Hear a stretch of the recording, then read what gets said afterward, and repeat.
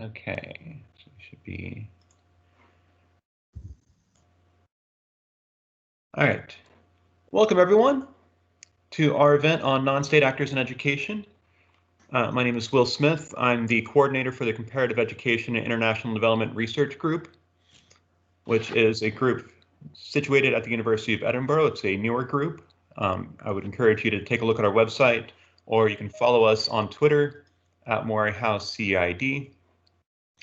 As we're going through today's event, please do feel free to add us to your social media messages by adding hashtag CEID Research Group. Thanks for joining us. This is the first, I guess, large event that we've been hosting. The group has only really been around for about 6 months now, so I'm excited to see everyone here. Our Non-State Actors in Education event is a two-part event. You are currently in part one. If you didn't register for part two but want to hang around with us for part two, you're more than welcome to do so. It'll still be on this link in this channel. So part one, we're focusing on low-fee private schooling. And in part two, we'll be having a discussion with UNESCO's Global Education Monitoring Report on their upcoming report on non-state actors. So our breakdown, our agenda for part one looks like this. I'm incredibly excited to have Dr. Joanna Härmä launch her book. It should be the first about 30 minutes of our event today. And then we have insights from panelists from around the world. And I'll introduce them as we get closer to that, but Manjuma, Akhtar, Mousumi, Adrian, Zancajo, and Margaret, Wawira.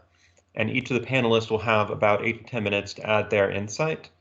And then we'll have hopefully about 20 to 30 minutes at the end for questions from the audience. So really looking forward to hearing about all that. So without further ado, let me introduce Dr. Joanna Härmä.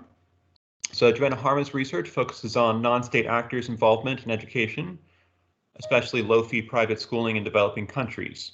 She's researched private schooling in India and many countries in sub-Saharan Africa. She's lived in Nigeria, working with state governments to improve their education data on public and private schools, and she's also worked at UNESCO. She's currently writing her second book and teaching international education at Edinburgh University, and we are incredibly excited to have her join us this year. So, Dr. Härmä, thanks so much for joining us and sharing your just published book. I'm quite excited. The book is Low-Fee Private Schooling and Poverty in Developing Countries. I will add the link to the book site if you want to order it to the chat box. And at this point, I want to hand it over to Dr. Härmä. Dr. Härmä, just let me know when you want to move me to the next slide on chapters. Okay. Yeah, so I should just check. Can you hear me? Is that all Yes. fine? I was wondering whether I would use a headset, but I don't really like the way it makes it sound funny in your ears somehow. So I'm just going to go with this audio if that's okay. But if anybody would rather me switch to a headset, I'm happy to do that. So yeah, so I've been working on this topic since I started my DPhil on it at Sussex University in 2004. And my PhD topic was Are low-fee private primary schools in rural Uttar Pradesh, India, serving the needs of the poor? And I sort of stumbled my way into this area from having been working really on labor rights, international human rights law. That was my master's subject, and I was really aiming to work in international trade and labor rights. And I found my way to India via Kailash Satyarthi's NGO, Getting Children Out of Exploitation and into Education, as the NGO Global March's slogan says.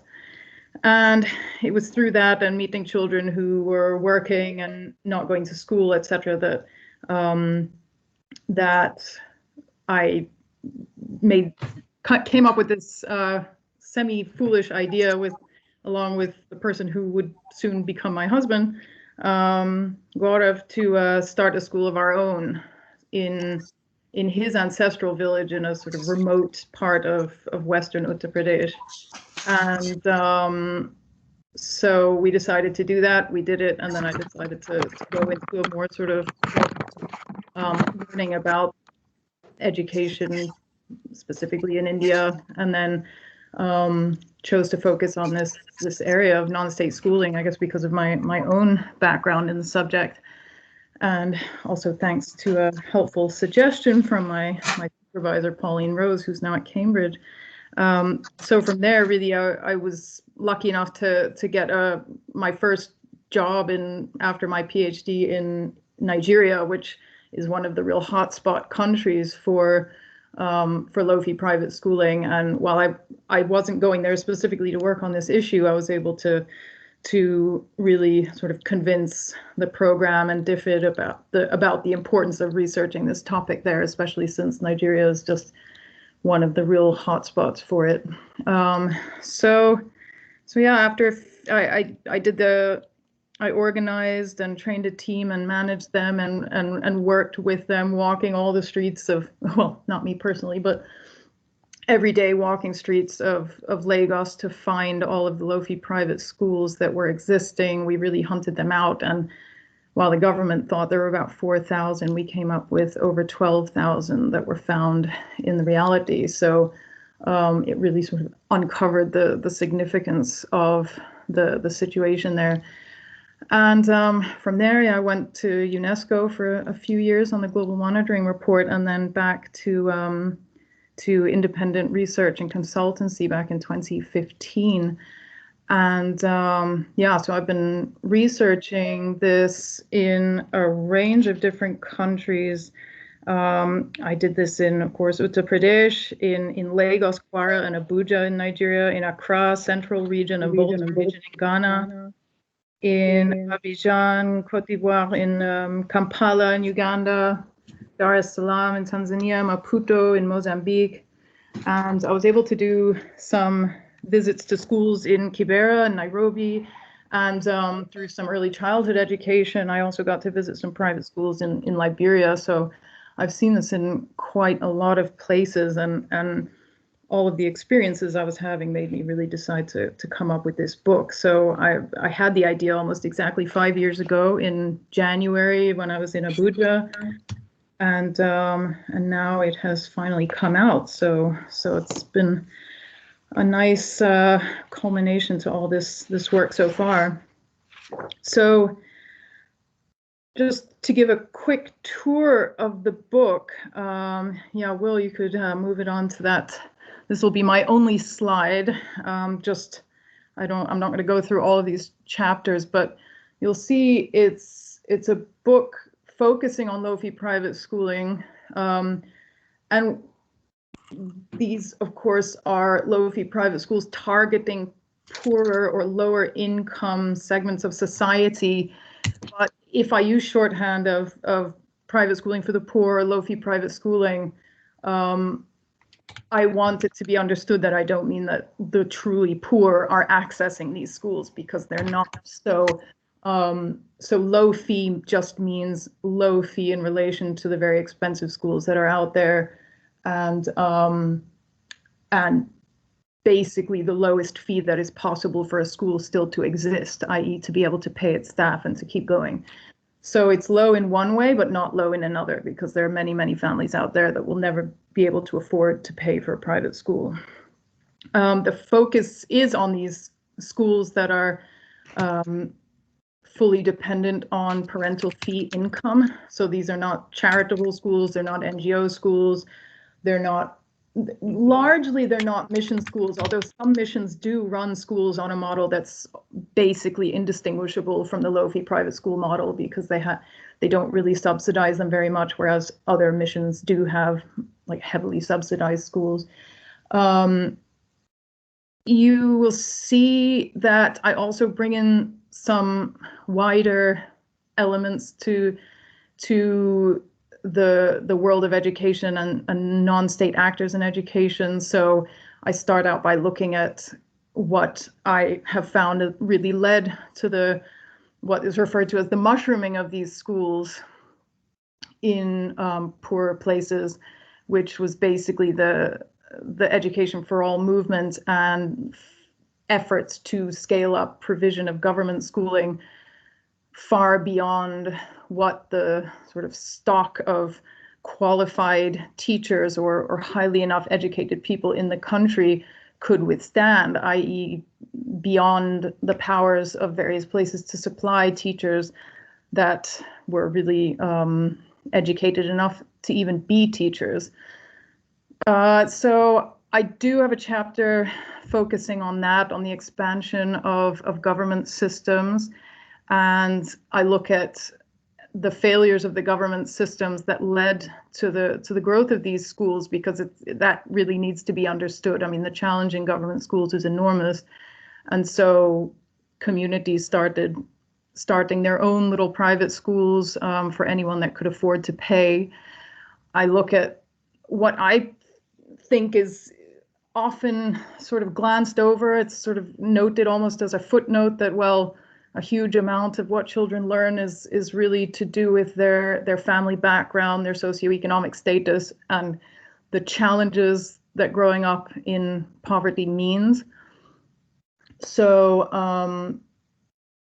I go into that in quite a lot of depth in chapter 5, where I think it's mentioned a lot in education research, and then it's sort of moved on from, as though, well, we accept that, but we still expect schools to be able to fix everything for these children that grow up and try and study in really just enormously challenging circumstances.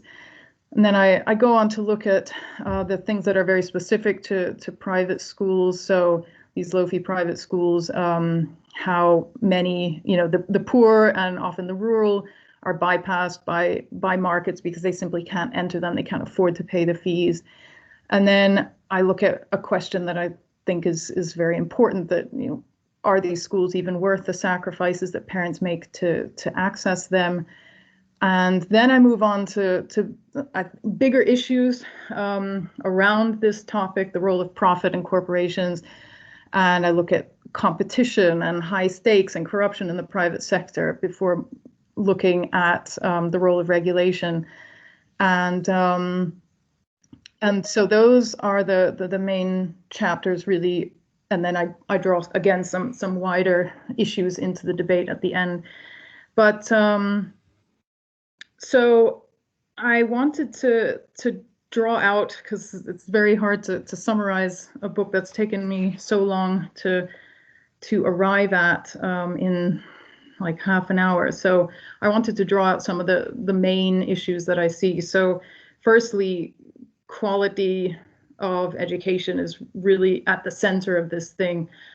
I don't delve into what I think of traditional education models and the points of education and philosophy behind education. This book simply takes it as an assumption that the type of schooling that we're sort of striving to provide children today is the right one. I don't really agree with that, but just going on that premise, the quality of that schooling is really the central issue here. So, and then there's this real push for scale and speed and the urgency of getting high quality education to children,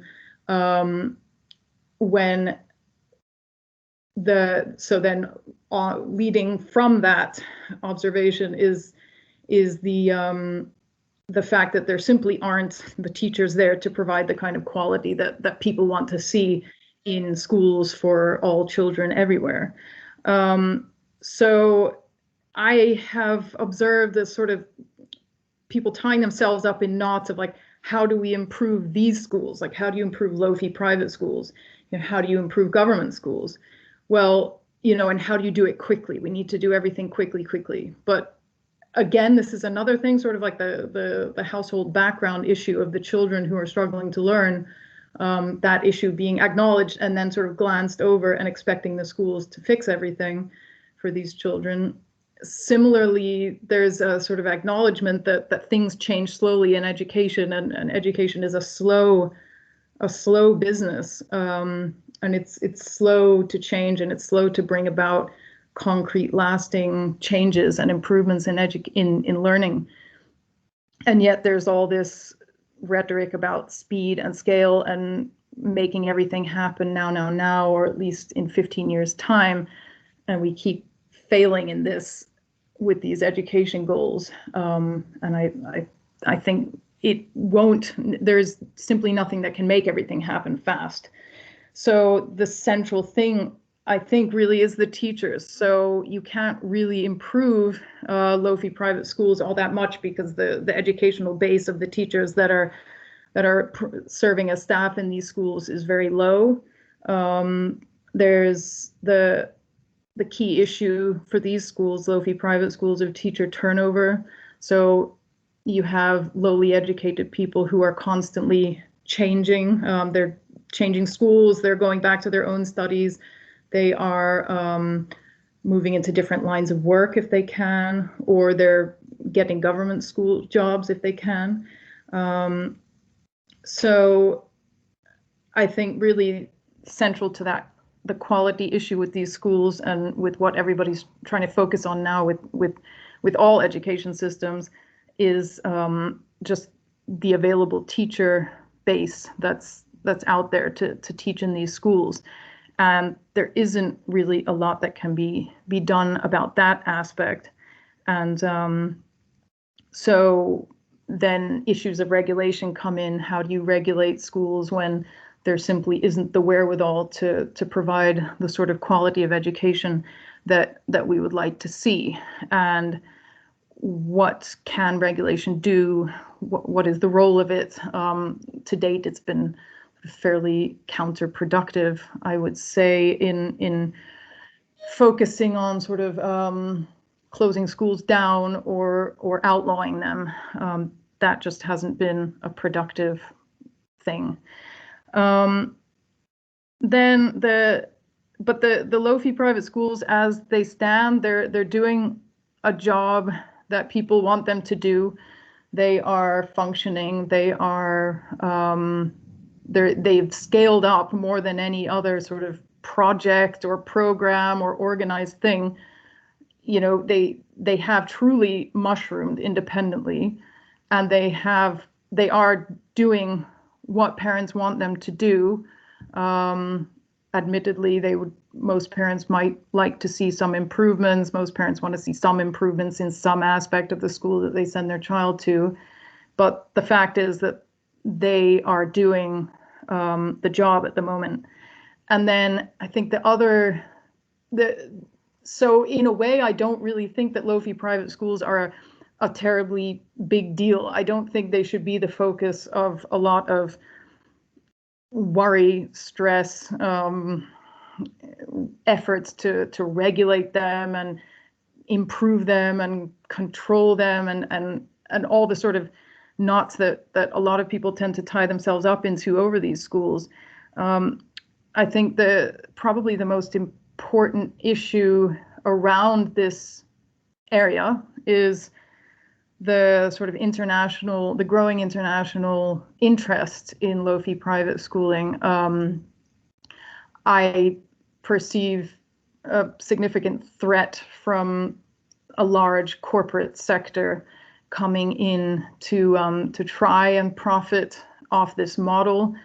There's this idea of profiting from the bottom billion, the fortune at the bottom of the pyramid, all those terms that you hear. And the only way that international corporations, like the chains of schools that people have heard of, the only way to profit off this is to sort of formalize something that's really an informal response to societal needs. And it strikes me that there are a large number of problems around this. Firstly, the low-fee private schools that I've done all my research on are really of the community and for the community. They are started by people, down the street from the parents of the children that they serve. They get fee money from the local economy, from the parents that they serve. They pay teachers who then spend that money in the local economy on their living expenses and things like that. They pay rent in the local economy. They buy books, and they buy local tailors get business sewing uniforms for these schools. So they're really of the community, for the community. Any benefits go back into the community, funds go back into the community, whereas a corporate sort of chain model is supposed to sort of standardize the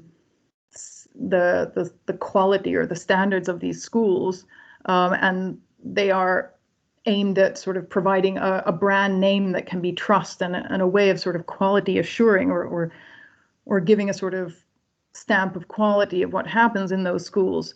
But the idea is extractive from poor countries to rich countries, even though I don't think any of the chains, as far as I know, have been terribly successful in reaching profit status.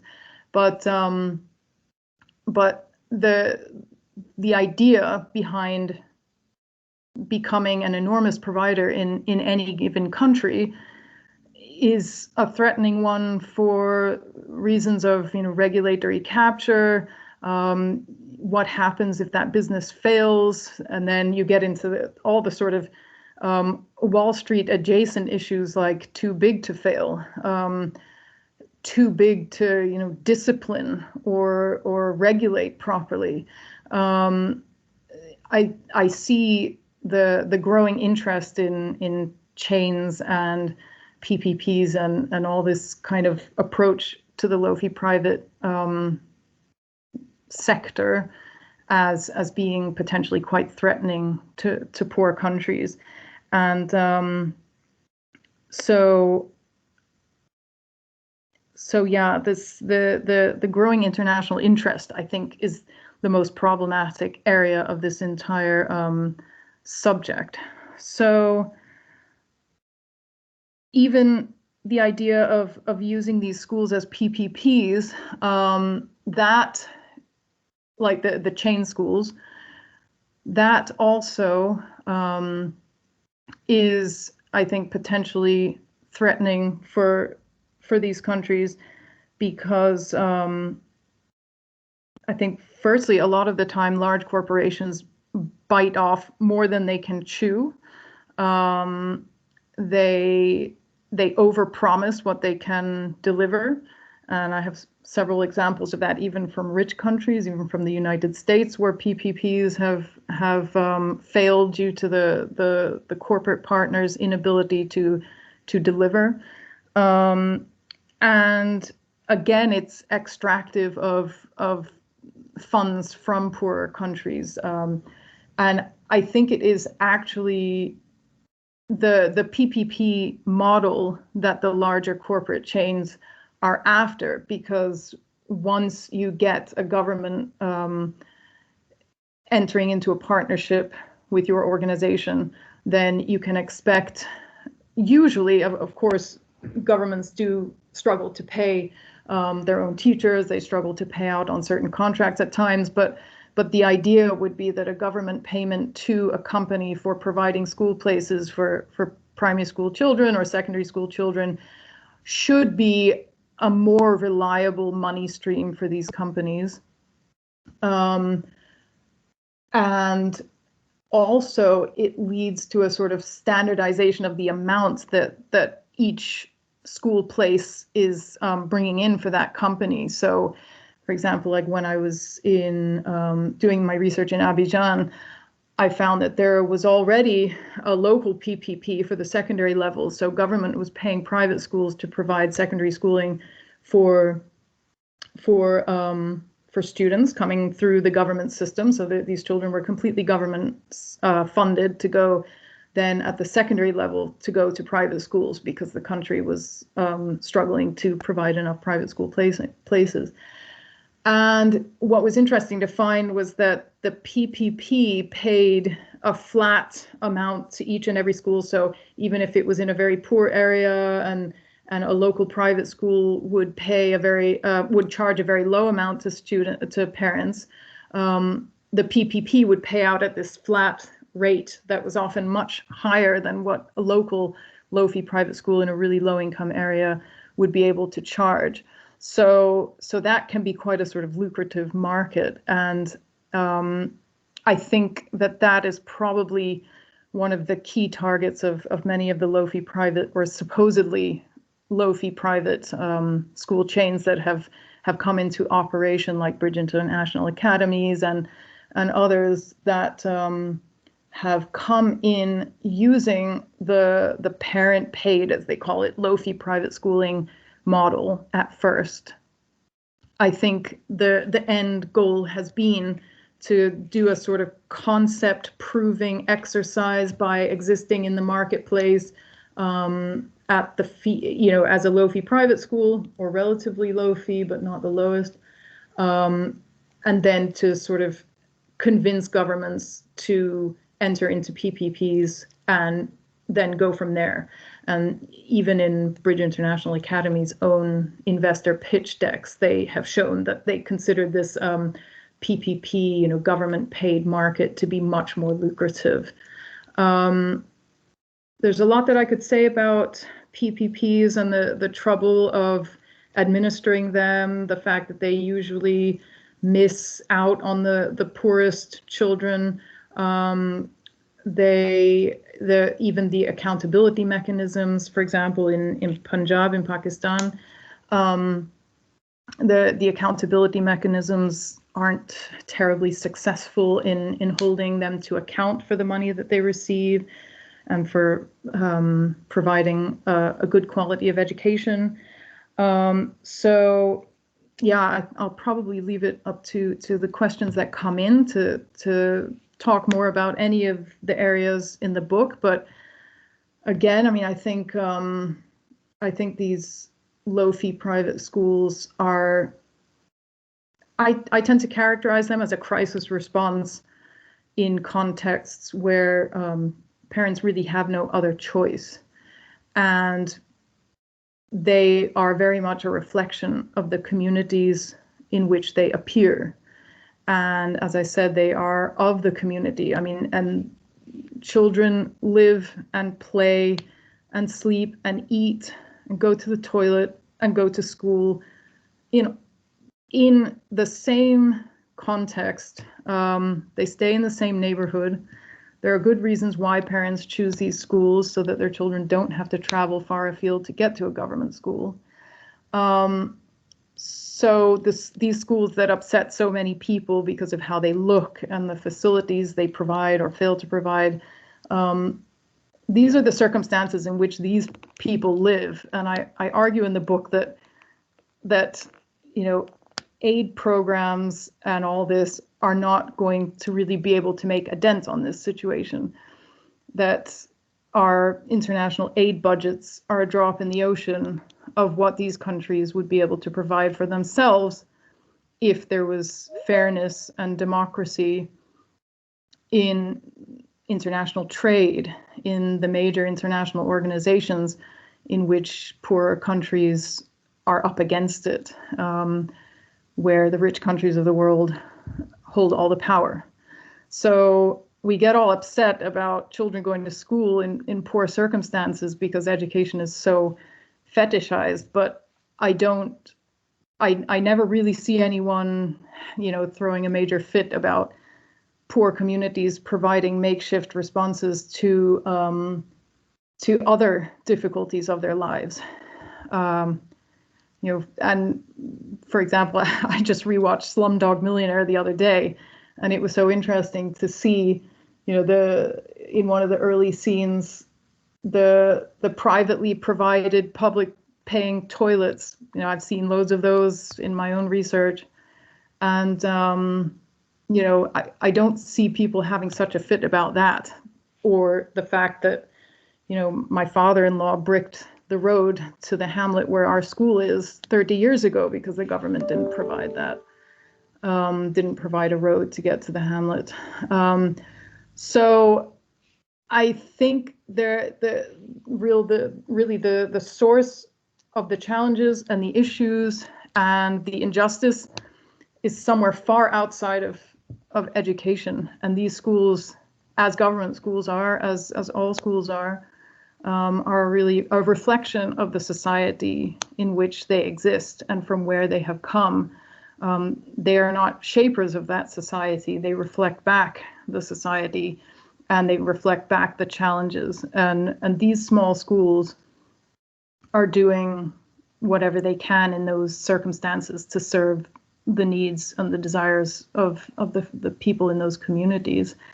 So I'll probably stop there for now and respond then to questions and the areas that people are really most interested in, I think. Excellent. Well, thank you so much, Dr. Härmä. If you've got questions, I would encourage you to write them down. We're going to invite our expert panelists first to provide their insights onto this. All of them are working largely in this field and come to us from a diverse range of backgrounds. So I want to first welcome Manjuma Akhtar Mousumi from the BRAC Institute of Educational Development to share her insights. Manjuma? Thank you, William. Thank you, Härmä, for putting the spotlight on such an important issue, and congratulations for writing this book. And I'm sorry that I'm not switching on my video because I have poor connectivity issue here in Bangladesh. So if I like to talk about the low-fee private schools that Härmä just mentioned about, first of all, it's like called as low fee, so low to whom? So I think there's a kind of crisis in the definition, we often assume that low fee, that means it's affordable by the parents, whereas my research clearly showed that not only my research, there are many research which have shown that these schools are kind of not affordable to parents. And there are claims on issues like, these schools are offering free and concessionary places, but which is a rare practice because these are often kind of exercised only in the case of close friends, relatives, or teachers who are teaching in the schools. So maybe, we really need to think about whether the schools are really low fee or not, or it could be medium fee for some parents, could be high fee to some. So the other issue that I would like to mention is on the quality.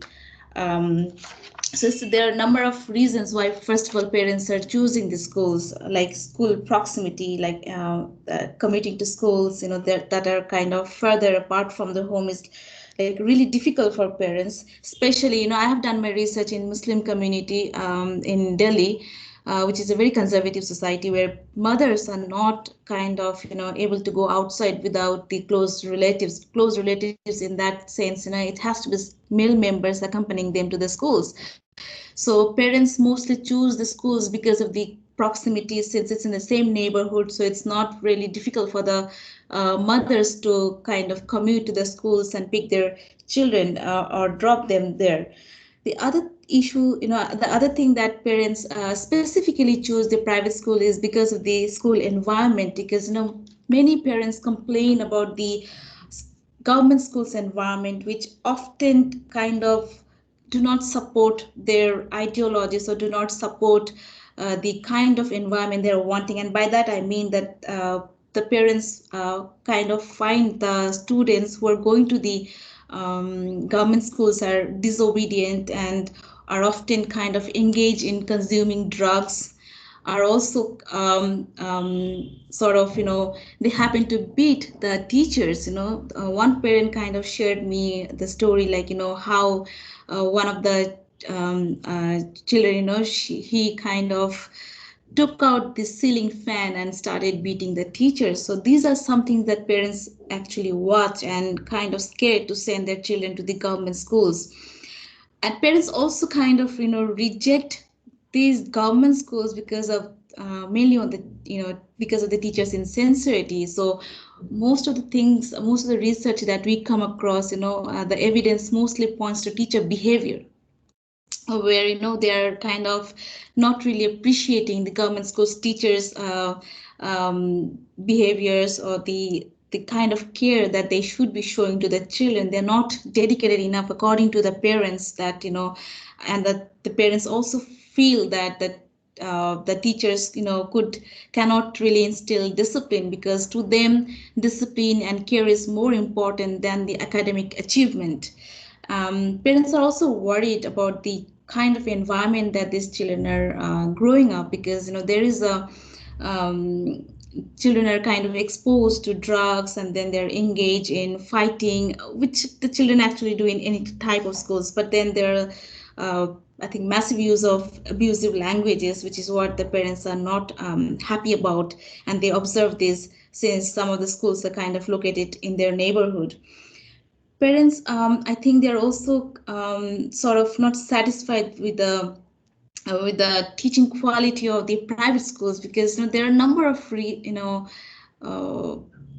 disadvantages in studying in a government schools. The teachers are not caring, they're not really like teaching, they're not sincere enough. Rather, they're kind of engaged in more government mandated initiatives, where they are kind of, they have to work on a lot of things that the government actually asks them to work. Whereas the parents are happy with the teachers, that are teaching in the private schools, because not really because of their credentials or because of the lack of professional training that these teachers have, but because these teachers care about the children, they're instilling discipline, and that's what is very important to them. Although we see like there are kind of problems still persisting with regard to the quality in both government and private schools, but parents see great disparities in quality in the government schools. They criticize the government schools because and they think that how the schools are poorly functioning in the areas that they're residing. I did my research in informal settlements, which are not recognized by the government. So these schools are kind of being conducted in a tent. So there's not proper infrastructure for the schools for the children to go and study, and they really have kind of poor and inadequate infrastructure. There's not sufficient teaching learning materials, and teachers are most of the time overloaded with administrative works, and that's why they like kind of don't really teach in the classrooms. So all these things are sort of, parents observe, and their own experiences actually, impel them to choose the private schools. So, when we say that parents are choosing these private schools is kind of a rational choice, but, there are parents, who are like not really going for their actual choice. There's a difference in their own choices. Especially, and Härmä specifically mentioned about the mechanisms, so even I see that most findings kind of cast doubt on the effectiveness of government regulations for private schools. So I think there is a need for mechanisms that could leverage both equity and efficiency. And with that, Härmä also mentioned about the social injustice and the equity issue. So I think if the government becomes sincere, the government starts providing education, and they try to kind of accommodate all the poor children, then there wouldn't be a case for, first of all, private schools. But of course, private school is doing great thing by supporting these children, because otherwise they would have been left without any education. With that, the parents are, I think, still conflicted about sending their children to whether to send their children to a private school or to a public school, because especially the private school, because after a few years of schooling, the children need to be enrolled in a school that teaches all grades, because especially in India we see that these private schools, they are they have this recognition, so they're called as recognized schools. Then there are unrecognized schools, and so the parents kind of struggle, because if the schools are only until elementary grades, and that's until grade 8, so where will they send to their children in the later grades? So they're struggling with this recognition and then unrecognition status of the schools. Yes, so that's all from my side. I can add later on. Thank you so much, and once again, congratulations, Härmä. Excellent. Thank you, Manjuma, for adding your experience and expertise to the conversation. I want to invite next Adrian Zancajo from the University of Glasgow to add his insights. Thank you, Adrian. Thank you. I want to start by thanking the Comparative Education and International Development Group, research group, for the invitation, and of course, congratulating Joanna for the presentation today, and particularly for this fantastic book that I had the opportunity to read in the last few weeks. In my opinion, the book has at least three main strong points. First, the value added to put together the evidence of 16 years of research and the number and diversity of national cases analyzed. Second, I think the book contributes to challenging, or at least to call into question, some of the well-established assumptions and paradigms in the international development and education field. And I think that Joanna is able to do that precisely because the quality of the evidence presented in the book, but also because the ground knowledge of the cases and the context she is analyzing. For me, the third strong point of the book is the capacity to identify the regularities and patterns that characterize the phenomenon of low-fee private schools worldwide, but at the same time to look at how national, regional, or even local contexts affect and mediate this phenomenon. So the book is very comprehensive, or at least a very comprehensive analysis of low-fee private schools all around Asia and Africa. But I would like to refer to some specific topics that are examined in the book. So I would like to make at least some open questions regarding the phenomenon of low-fee private schools and beyond. And I will try to discuss three main topics that are analyzed in the book: the drivers that explain the growth of low-fee private schools, the paradoxical relationship between low-fee private schools and educational inequalities, and the role that the regulation is supposed to play in this context. And I would like to finish with some reflections about what next, but not only in the case of low-fee private schools, but in other forms of non-state actors' involvement in education. So I think the book, in relation to the growth of low-fee private schools, points out very well the main drivers to explain the dramatic expansion of this type of schools in Africa and in Asia in the past decades. Among them, I will say that the book highlights the incapacity of the states to provide adequate supply to face the increasing educational demand, the focus on schooling and the pressure to expanding enrollments in the context of the education for all movement, or the abolition of school fees. Among these drivers, I want to point out the role played by the situation in the government schooling sector or in state education. In my opinion, this driver is essential to understand the growth of privatization in many countries, and in the particular case of low-fee private schools. And I think it's frequently neglected from many political economy analysis when we try to explain this process of adoption or this process of privatization. Not only in the case of low-fee private schools, but we saw this in other forms of privatization. The precarious situation of the government schools is a key factor for understanding why families opt out. And of course, when we interview middle and high-income families, particularly in northern countries, it's possible to identify as a social distinction or a white flight logic behind their choice for private options.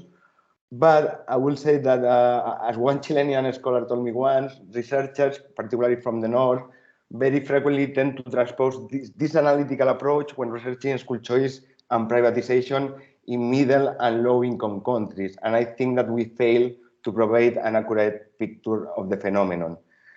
Joanna describes in the book very well the efforts of low socioeconomic status families to enroll their children in private options, and as a consequence of the precariousness and uncertainty that they experience in the state sector, and not necessarily because other kind of motivations. And besides the context difference that are big, we found very similar rationalities when interviewing poor families in Chile, and different studies in different contexts show similar patterns of these poor populations trying to escape the public sector because the situation in the public sector.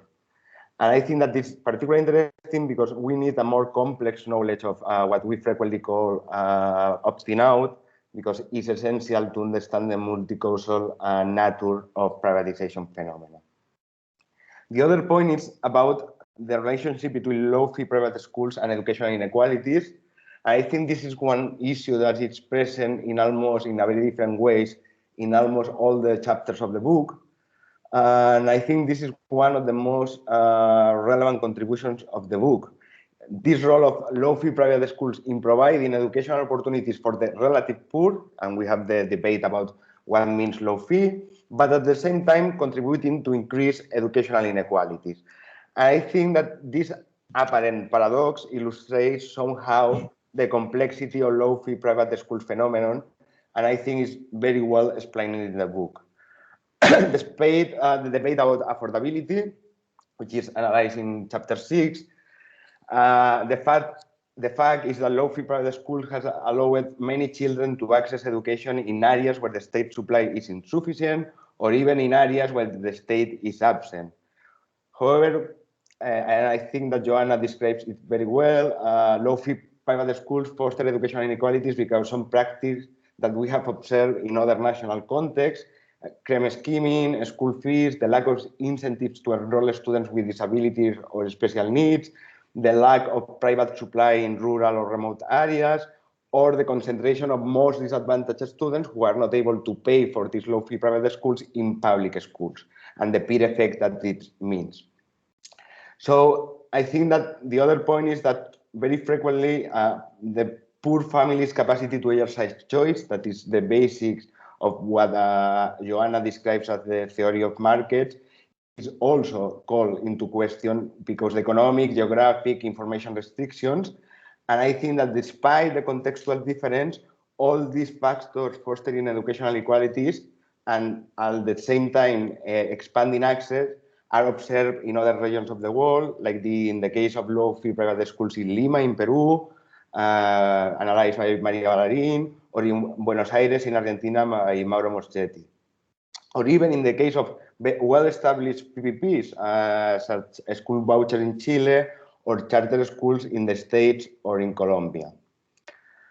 And the other point that I think Joanna has referred on in the presentation is that the other important dimension is to better understanding this phenomenon is the diversity of private options and the diversity of low-fee private schools regarding the motivation they have, the role they play in the local context, or the logic of actions. And I think this goes far beyond the distinction between elite private schools and low-fee private schools. But as Joanna was saying, there are big differences within low-fee private schools and within small or between small low-fee private schools and chains of international chains of low-fee private schools. And I think that this diversity, understand this diversity and to analyze this diversity is essential to understand the phenomenon. And let me end with the role of regulation that I think that is an important debate now. We know that the regulation and the governance of non-state actors in education is becoming a more relevant topic in the international debate, and we have a panel, the next panel is all about this.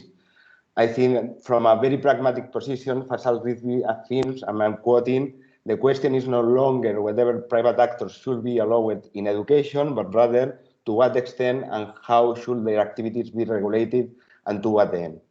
So, based on this approach, I think that in chapter 10, Joanna provides a very complete picture of all of the challenges that the regulation can face, particularly but not only in developing countries. Joanna points out that it's not all about legal text, but how schools enact these regulatory frameworks and the capacity of the states to enforce them. And again, beyond the specificity of low-fee private school regulation, in other contexts, we know that the regulation on non-state actors is failing to improve equity or to achieve some levels of educational quality. We have, as Joanna explains in chapter 11, we have many rich countries with solid institutional context and abundant resources that have failed to guarantee private provisions doesn't harm equity or achieve the educational quality expected. So, since I have been working on the regulation of PPPs, I would like to add two more challenges that I think are important when we are analyzing this policy option of regulation. The first one is that we don't have a clear definition of what regulation of non-state actors means. If you review the policy documents of some international organizations, it's possible to observe those who are supporting a more post-bureaucratic or market-based regulatory strategies, or those demanding an increasing role of the state. However, it's not clear in real terms what kind of reforms, what kind of regulatory drivers this means. And I think this makes it very difficult for the stakeholders at national level to identify the policy options they have to regulate. And I think the other big issue with regulation is that we don't have evidence about the effect of regulation, and particularly we don't know almost anything about the capacity of regulation to improve equity. So I think it's something that is reviewed in the book, but it's interesting. Let me finish just with 2 or 3 questions for Joanna, if she has time today to respond them. I know that in the conclusion, Joanna says at some point, I'm quoting, that she's not providing policy solutions intentionally because sovereign countries should be in the driving seat, finding the solutions for within that are harmonious with their culture and history. And I agree with Joanna that potential solutions of policy development should be led by national actors and cannot be insulated from the characteristics of the national context and the path dependence. But I think that the research can provide at least some insights to the current international debates. So I was wondering, we talk about the lack of effect of the problems of implementation of regulatory strategies. We don't have evidence about its capacity to reduce or at least compensate the inequalities that sometimes private provisions produce. But I was wondering if Joanna has any successful process of regulation in mind that can at least be informative for countries pretending to do that. We know that, for example, in Peru, most of the works done by Maria Ballarín conclude with the need to regulate low-fee private schools as a necessary step in the country. And Chile has gone through an important process of education market regulation, particularly focused on non-state actors, but the evidence published today does show promising results. So I don't know if Joanna have any proposal, any experience in this case. And the second question is about PPPs that Joanna has said something during the presentation. You know that the other policy proposal is to establish some kind of public-private partnership between the state and the private providers. Joanna has said this, and it's very well explained in the book, all the risks of this policy option.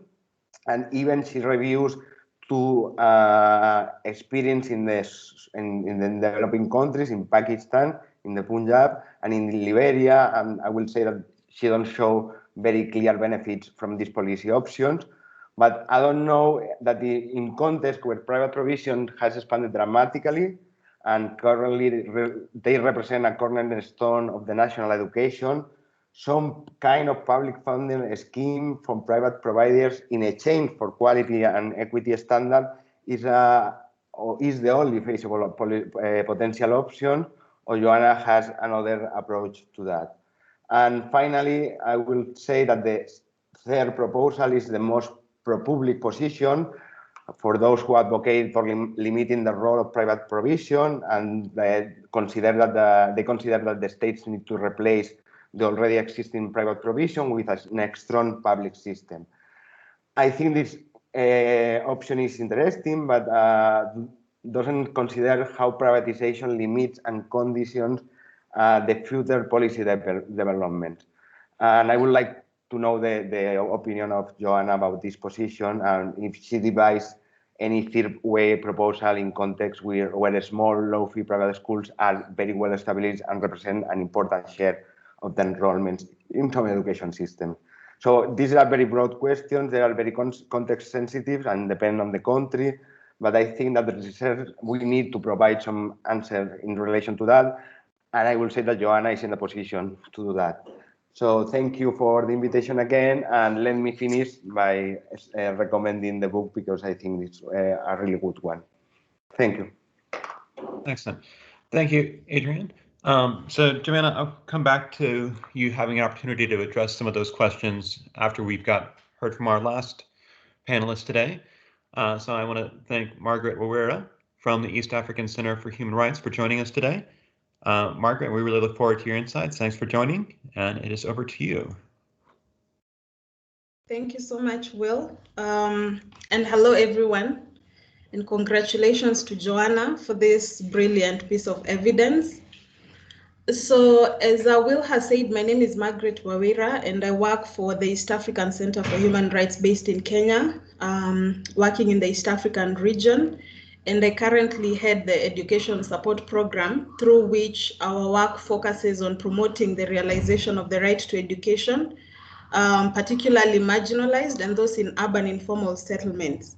Doing this to sort of amplify the need for a publicly funded quality education system, and also advocating for policy processes and implementation that promote proper regulation of private actors in education. So I was fortunate to have a look at Joanna's book. It's a brilliant piece of evidence for continued work on low-fee private schools. When I'm giving my insights, I'll make reference to the Kenyan context, which is where my work has been mostly focused, and one of the places where Joanna visited in the course of her research. So in terms of outline, I'll look at some drivers behind the establishment of low-cost private schools, their operation, and also some insights on how we can explore sustainable solutions. So historically in Kenya, prior to 1990, the number of private schools were negligible. The 1980s, however, were characterized by reduced public expenditure on education due to the introduction of sharing policies, which were instigated by the introduction of structural adjustment policies, the SAPs. So one of the visible outcomes of this was reduced access to education by disadvantaged children, particularly those in rural communities, the urban poor, and children with disabilities. The growth of private actors, particularly in Kenya, has also continued. We've seen a huge rise between 2003 and now, and this was as a result of the introduction of free primary education program in 2003. So the increase is mostly attributed to the massive influx of students into public schools that were already there. And this has also resulted to sort of a drop in the quality, just as a result of overburdened facilities in public schools. So other challenges that we've seen include low teacher-pupil ratio, high pupil-teacher ratios, unavailability of learning facilities, poor learning environment with overcrowded classrooms, and just the lack of and availability of sufficient schools in general. So low-fee private schools serve a big population, particularly in urban informal settlements. And to paint the picture more clearly, these populations, most of them live on under $2 a day. So we find parents who have to forego other basic needs to be able to send their children to school. And in most cases, parents don't have a choice, as has been mentioned by Joanna. So the school structures are nothing to write home about, usually small and constructed using iron sheets. Most of the schools have no playgrounds. Sanitation is also very poor. And the quality of learning is also questionable. And I've already seen some questions rising from the chat on this. And most of these schools also hire unqualified teachers. The component of parental engagement, which is very close to my heart, is also very low. And because of where these schools exist, most of the parents, they are not empowered enough to be able to ask the right questions and demand for better. At a macro level or national level, the reasons that drive the existence of these low-fee private schools include lack of enough public schools, perceptions that private schools offer better quality. Then there's austerity measures and cost sharing, where we have a reduced public expenditure on education, particularly a very limited budget on development. And then some favorable policies that support increased private sector involvement. And then in most countries, as you'll see in Joanna's book, there's a regulatory vacuum or weakness. So on exploring solutions, and this is a discussion that we've had as practitioners, it's something we look at on a day-to-day. The reality, as I understand it, is that these schools exist because there aren't sufficient publicly funded schools. And in some instances in these areas, low-fee private schools or low-cost private schools play a role of trying to bridge the gap and enhance access to education. So from my opinion, providing an immediate solution, low-fee private schools provide an immediate solution, but this should be looked at as a temporary solution while also building for a long-term publicly funded education system. I think advocacy for increased budgetary allocations to development of more schools in the long term. Then there are different types of low-fee private schools, and I've also seen this in the chat. In Kenya, we have those that are driven by profit, but others are community schools whose genuine intentions are to enhance access. So how do we differentiate? The different types of low-cost private schools, identify those that are well-intentioned, genuine and good-willing, and also put them aside from others that are abusing the situation in marginalized groups. This can include defining a basic criteria for adequate schools, integration in the community, enhancing that parental engagement, transparency, maybe not for profit, issues of selection, because we have some that select pupils. There's an entry exam, and so they'll select only pupils that perform. And also supporting the marginalized areas, and also being able to meet set minimum standards so that at least the children who attend these schools are able to access quality education.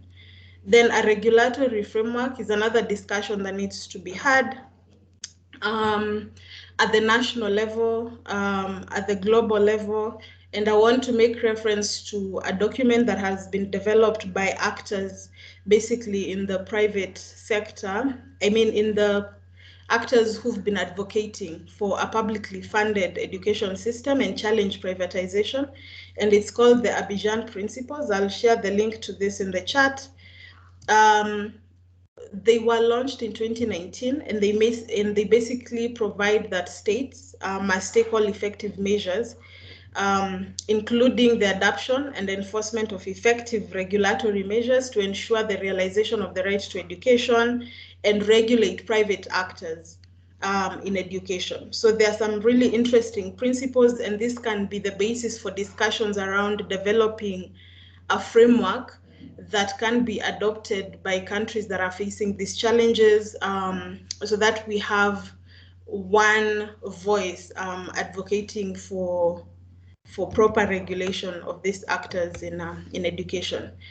As I conclude, I think the book, I've had a chance to look at the book, and I think it's very detailed, and it captures some very important components around the existence, operation, and characteristics of low-cost private schools. Joanna, this is a question to you as well. I hope it's open for reviews. I think that would be a great way to start conversations and facilitate discussions around these very important issues, and also to aid in exploring sustainable solutions, just so that every child has access to quality education. Thank you so much, and I'm hoping to continue engaging in the discussions with everyone. Excellent. Well, thank you so much, Margaret, and all of our panelists for adding their insights from around the world on this important issue. So I want to jump. So we're now going to have an open Q&A. I want to start actually by allowing Joanna to respond a little bit to some of the questions that Adrian brought up. We've got just over 20 minutes for our question and answer session. So I want to start with Joanna being able to address some of Adrian's questions. And then I want to try to, I know this is difficult because there's so much intertwined and so much information here, but let's try to limit responses to 2 or 3 minutes so we can get as many questions in as possible. So Joanna, I want to give you an opportunity first to respond to Adrian and kind of more broadly to some of the other things you've heard on the panel. Yeah, thank you. Thank you, everybody, so much. And, you know, it was so great to hear about the experiences from Manjuma in Delhi at the low-fee private schools there. Said a lot of the things that I describe in the book, but didn't get a chance to describe this morning. Great insights and very strangely applicable to so many places that I've studied this. I'm always banging on about context is everything, and context is hugely important. But there are these strangely broad similarities to the phenomenon across most of the countries that I've found these schools to be flourishing in.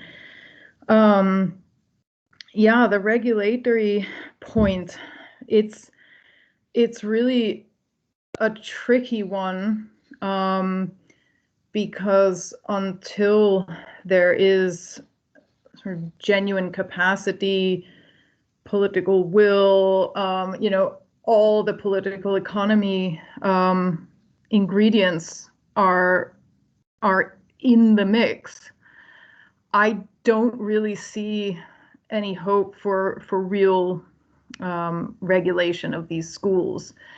And you know, I know I also keep going on about the big corporations. So the big corporations want to come in and capitalize on the regulatory challenges by saying, well, you know, we will provide this brand name that you can trust, just like, you know that you'll get a certain type of pizza at Domino's Pizza, no matter where you go in the world, with some local variations. So that they want to sort of capitalize on that.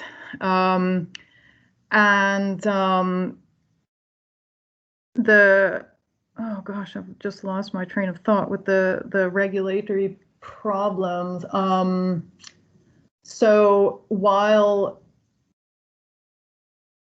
until you can, you know, reliably rely on government regulators to enforce anything like the spirit of regulations, I don't think that there's a solution to be had at the moment.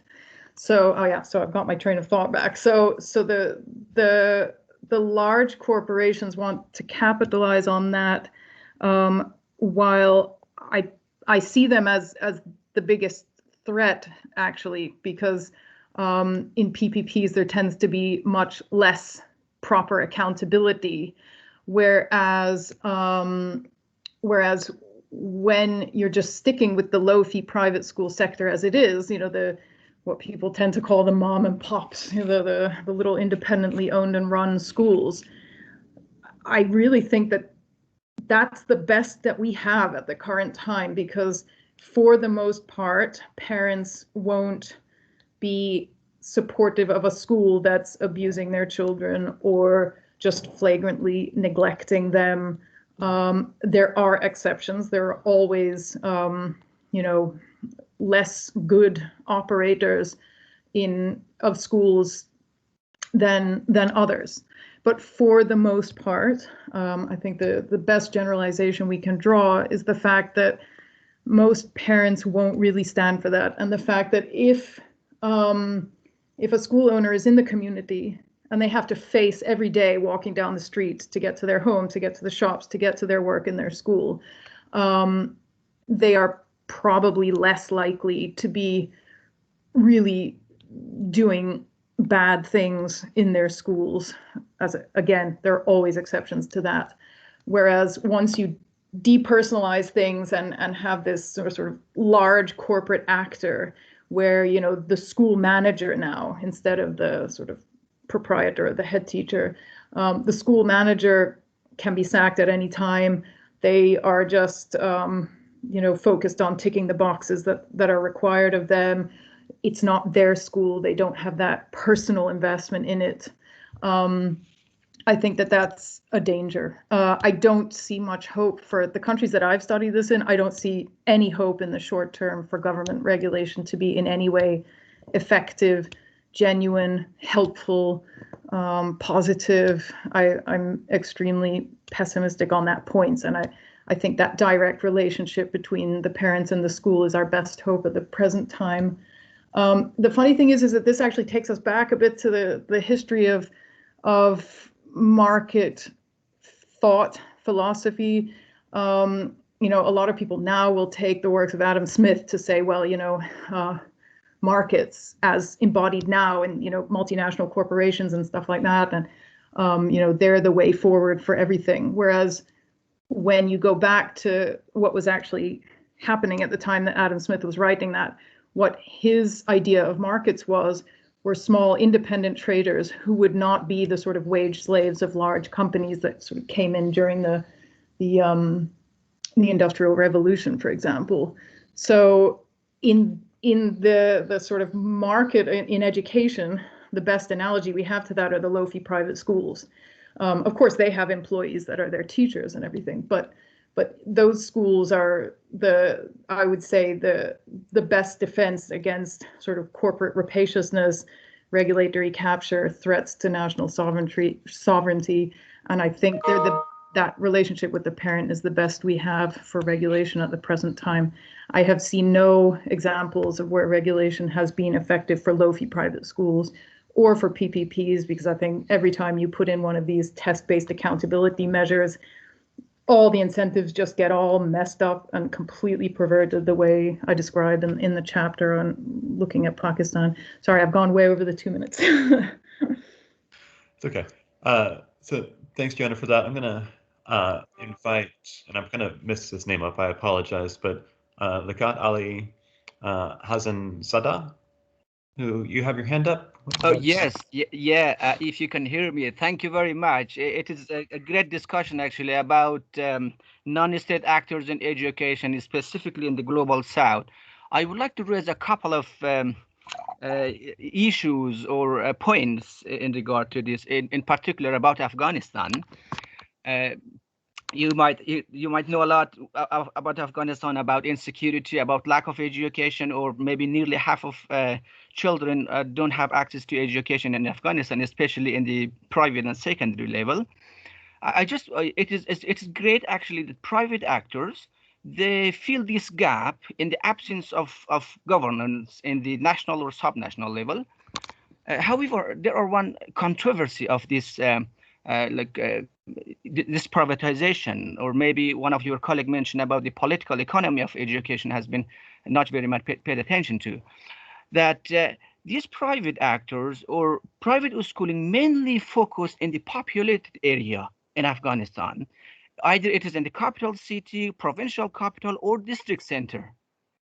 The rural areas completely have been ignored, and no person or private actors are willing to go and provide the schooling somewhere in the village, because there is no customers, and there is while in the absence of the governance, they should act as a parallel institution to go and provide education. No, unfortunately, it is missing neither government nor these private actors. However, Afghanistan is a multi-ethnic country, but in many parts, unfortunately, this lack of education has provided a kind of other opportunity for extremists to educate children in madrasas, or in a kind of in an extremist way to brainwash them, especially on the in the insecure region.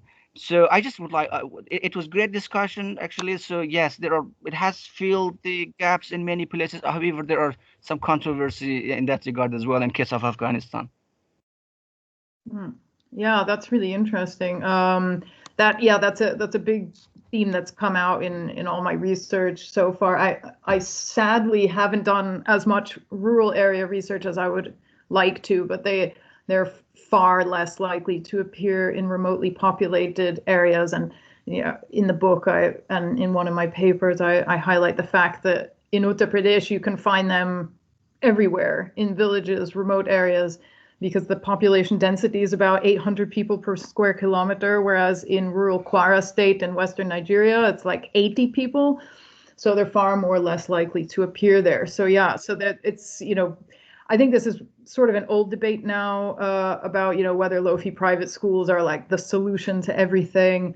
I think people have moved on from that, but certainly the population density was an issue that meant that if people are serious about bringing schools to children everywhere, then there's no way to get around the problem of having some sort of government system. So yeah, that's the population density is a major issue. All right, thank you so much for that. I know we're running out of time. We've got about 10 minutes left. We've got some really great questions over here.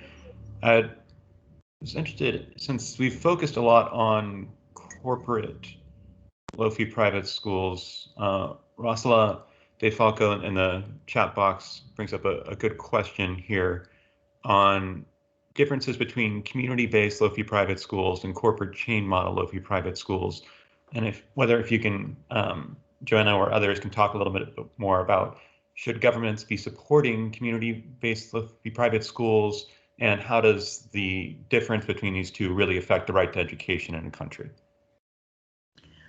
I personally don't think anyone should be supporting private schools, low-fee private schools. They're doing what they are doing in their sort of crisis response way, very nicely to the extent that they can on their own. I don't think they need any support. I think the areas that need to be worried about are all of the areas around low-fee private schools. So, all of the children who may be out of school, but, more specifically, the government schools, the schools that will reach the truly poor. Again, I'd call attention back to the issue of teachers and teacher quality, and the fact that increasingly, government and private sectors are recruiting from the same potential cadre of teachers who are very poorly educated and poorly prepared themselves. So that will be the major stumbling block in terms of quality, and that's something that governments will hopefully eventually find their own solution towards. But as for supporting private schools and community schools, community schools might be a bit different, but certainly low-fee private schools, I think they should simply I don't think they should get any support from anyone because they're doing what they do. So. Okay, excellent, thank you. So we are running out of time. I think that actually one of the first questions might make a nice summary piece here. So Ian Adfield asked, what advice would you give senior government officials in major African Asian cities where many low-fee private schools exist? And I want to open that up to the whole panel here to kind of give their closing remarks. If you're going to give advice to government officials in a city where a large amount of low-fee private schools exist around regulations or teachers or finance guidelines, interactions with the public sector, what would you suggest to these government officials? So once again, everybody's going to have about 2 minutes, and then we're going to have to close up today's panel. So let's start with Manjuma. Yes, thank you, Will. So I think the government officials can really look into teachers' professional capacity. I think that's what is mostly needed in the schools, since the parents, the clientele, I think they really feel that the teachers who are teaching in the private schools do not have such credentials, do not have pedagogic training. So maybe the government officials really need to look at the teachers' professional development. And at the same time, there is a need for regulations. Maybe the schools need to monitor, especially on on the fees. So that schools are not charging disproportionate amount of fees to the parents, because these are parents who are kind of compromising in many other areas in order to bear the expenses of the children's fees, school fees. Thank you so much, and once again, congratulations, Joanna. Great work. Thank you. Thank you so much, Manjuma. Adrian, what's your advice? Yeah, really difficult. Sorry. So a really difficult question. I will say that the first issue is to map and to know exactly what kind of law-free private schools, because it's a very complex phenomenon. And as I was saying in my intervention, and I think that Joanna makes very clear, there's a big diversity even among small law-free private schools. So just to know what you have between hands, what you have. And the other issue, of course, teacher professional development, I think it's important. And if it's not possible to improve state supply, or we are assuming that this is not possible, I will say that at least some kind of funding support to be sure that at least these low-fee private schools are not excluding because economic reasons some of the children in the area. I'm not talking about a very specific PVP, but I think that, of course, they need the fees to operate at this point. And if we don't want to make a more important investment, I will say that I will recommend at least to have some kind of a scheme to be sure in terms of funding, to be sure that nobody is excluded because of the fees. I think that I will say that the most important issue is to work on the public service orientation of these low-fee private schools, that sometimes it's not because they don't want to do this role, but because they can. So maybe the government, local government support can be approached in this way. And thank you, Joanna, again for the book, for the invitation on the seminar. Thank you. Excellent. Thank you, Adrian. Margaret, what's your advice? Yes, thanks, Will. In very few sentences, my advice would be provide an immediate solution for children where there aren't enough schools, while also building a long-term quality public education system. This around prioritizing establishment of publicly funded schools in areas where there aren't enough schools, and also establish a framework to enhance a stringent or proper regulation of low-cost actors in education. Yeah. Okay. Excellent. Thank you. Joanna, you get our last words. So what advice would you give to government officials? Well, firstly, just in response as well to one of the comments in the chat, and as I say in my chapter about regulation, I in no way am saying that like the private sector is some kind of trustworthy self-regulating thing that shouldn't be regulated. If there was a way of doing it properly right now, I would say yes, private schools should be regulated, and first and foremost for child protection issues, which I don't think really ever gets mentioned particularly. It's all about like quality of learning. I mean, scandals in Liberia show that just child protection is a hugely important immediate concern. But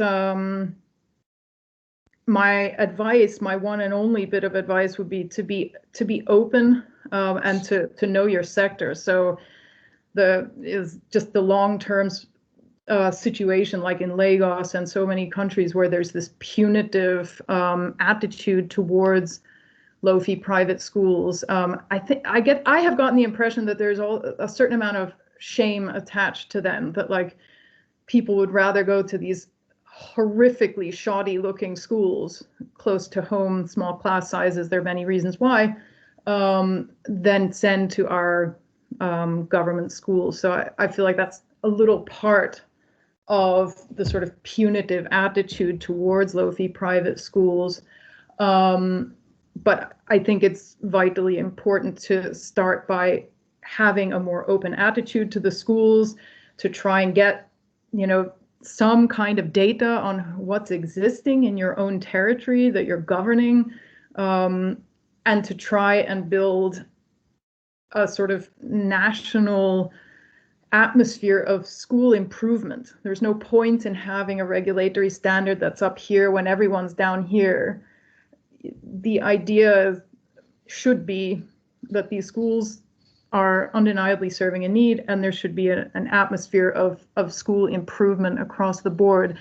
And the only way that you'll get sort of cooperation of the private sector is to be more open, less punitive, but of course then you have to, as part of that, stop taking bribes and demanding bribes, etc.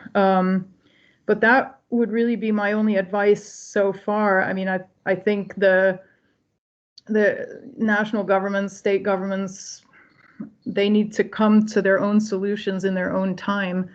And I just don't see the point in saying that things are urgent when there are no fast solutions to be drawn. I mentioned at the beginning of this, the fact that my father-in-law bricked the road to our hamlet in Uttar Pradesh about 25 or 30 years ago. And right now, as we speak, the government is now tarring that road. So the private solution was there in the interim. Government's finally stepping up, bringing its own tarred road, going over the bricks that my father-in-law paid to lay 25 or 30 years ago. So I think that can serve as a bit of an analogy for these low-fee private schools, that hopefully they'll be tarred over at some point by better quality government schools in the future. That's all I would say for now. Excellent. Well, thank you, Joanna. I want to wrap up here.